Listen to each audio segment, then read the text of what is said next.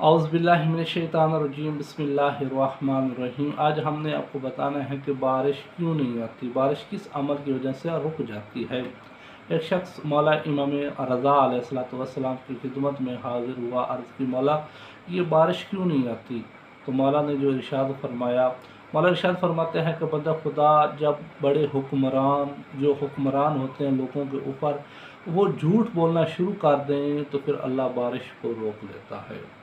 जब ये हुक्मरान ज़्यादा से ज़्यादा झूठ बोलते हैं तो अल्लाह इस रहमत को बारिश को रोक लेता है। जब ये हुक्मरान जैसे ही झूठ ज़्यादा बोलेंगे बारिश रुक जाती है। तो पता चला कि जो हुक्मरान होते हैं झूठ की वजह से अल्लाह इस बारिश जैसी नेमत को रोक लेता है। तो लोगों को चाहिए कि जो जिनके जो हुक्मरान हैं उनको भी बताना चाहिए कि आपकी वजह से अल्लाह अपनी रहमत को रोक लेता है। तो यही लोगों से गुजारिश होगी कि जब जितना भी हो सके झूठ से परहेज़ करें, क्योंकि झूठ सब जो बुराइयों की जड़ है।